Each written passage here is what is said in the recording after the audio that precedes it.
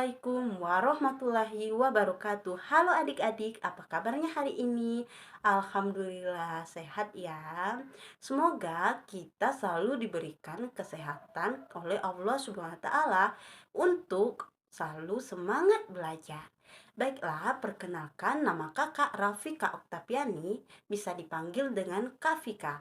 Baiklah, pembelajaran kita hari ini adalah ringkasan dari Tema 4, subtema 3, pembelajaran 1, muatan IPA.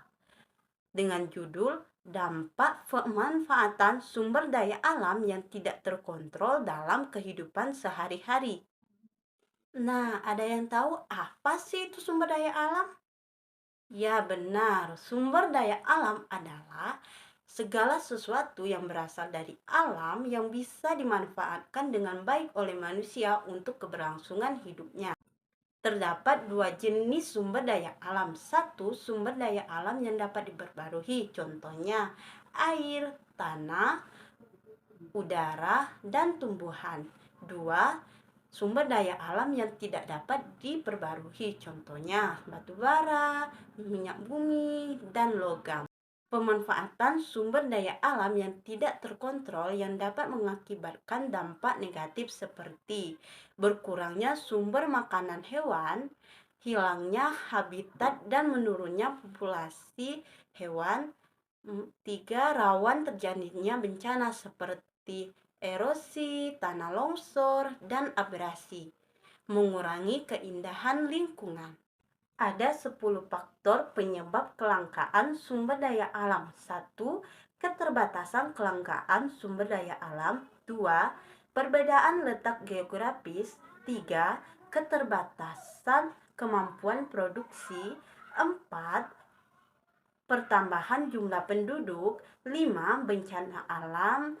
6. Kemampuan produksi. 7. Perkembangan teknologi. 8. Perang dan penyakit.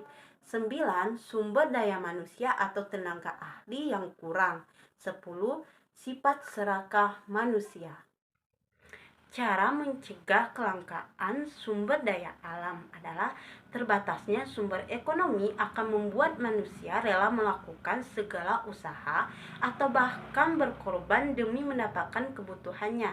Pengorbanan tersebut bisa saja berupa penghabisan dana, tenaga, dan juga pikiran yang tidak sedikit supaya dapat memenuhi kebutuhan hidupnya. Cara untuk mengatasi kelangkaan diantaranya yaitu 1. Menghemat penggunaan sumber daya alam. 2. Memelihara sekaligus melestarikan sumber daya alam dengan kontrol yang baik. 3. Mendapatkan barang pengganti atau barang substitusi. 4. Meningkatkan pengelolaan dari berbagai macam sumber daya alam sehingga akan lebih bermanfaat untuk manusia. Dalam upaya pelestarian sumber daya alam, kita dapat memanfaatkan dan mengolah sampah. Pengolahan sampah dilakukan dengan 4 cara. Cara yang ke-1, menggunakan kembali.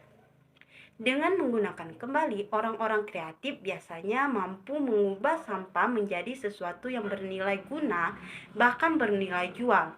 Dengan menggunakan kembali benda-benda tidak terpakai, sampah menjadi berkurang dan kita tidak perlu lagi membeli barang karena barang yang kita perlukan dapat kita buat sendiri menggunakan barang tak terpakai tersebut. Contoh-contoh lainnya yaitu membiasakan tidak membuang plastik yang kita dapat dari pasar, warung, atau supermarket. Kantong plastik tersebut sebaiknya dikumpulkan agar dapat digunakan kembali. Seperti contohnya kaleng-kaleng bekas digunakan untuk tempat pensil, pot, celengan. Agar lebih indah, kaleng tersebut bisa kalian cat dan dihiasi.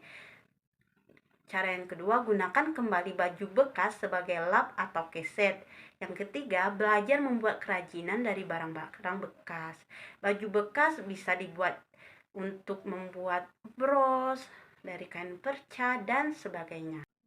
Nah, cara yang kedua mengurangi. Supaya tidak menghasilkan sampah, kita bisa mengurangi penggunaan benda sekali pakai yang bisa menjadi sampah. Misalnya, satu, ketika berbelanja, bawalah tas belanja sendiri supaya tidak perlu menggunakan kantong plastik lagi. Dua, jangan sering-sering membeli minuman kemasan botol karena bisa menyebabkan banyak sampah. Tiga, kurangi jajan seperti snack, permen, minuman, dan lain-lain. Empat, apabila kamu sering membeli koran atau majalah, jangan langsung dibuang. Setelah dibaca, sebaiknya didaur ulang. Cara yang ketiga yaitu mendaur ulang. Mendaur ulang sampah anorganik memang sulit bila dilakukan sendiri, tetapi kita dapat mendaur ulang sampah organik dengan mengubahnya menjadi pupuk kompos. Sampah organik yang bisa dijadikan kompos yaitu daun kering, sisa makanan, dan limbah rumah tangga. Contoh sampah anorganik: satu, mengumpulkan botol-botol plastik, sisa minuman, kaleng-kaleng bekas, kertas bekas, koran, dan lain-lain. Yang kedua, memilih sampah anorganik, misalnya sampah kertas, sampah plastik, dan kaleng-kaleng. Sesudah memilih, kalian antarkan ke tempat petugas daur ulang di daerah kalian. Nah, cara yang terakhir yaitu mengganti. Mengganti barang yang kita gunakan dengan yang lebih ramah lingkungan, misalnya satu, mengganti botol minum dengan botol yang dapat digunakan berulang kali atau botol dari bahan aluminium. Yang kedua, jangan malu menggunakan tas yang terbuat dari kain perca. Tas unik dan menarik loh. Apabila ramah lingkungan, akan menjadi kebanggaan tersendiri bagi yang memakainya. Nah, sampai di sini adik-adik sudah paham kan mengenai tentang dampak pemanfaatan sumber daya alam yang tidak terkontrol dalam kehidupan sehari-hari. Kakak harap semoga pembelajaran yang kakak berikan ini dapat bermanfaat untuk kita semua. Sampai jumpa di video selanjutnya ya adik-adik. Kakak akhiri. Wassalamualaikum warahmatullahi wabarakatuh. Bye-bye.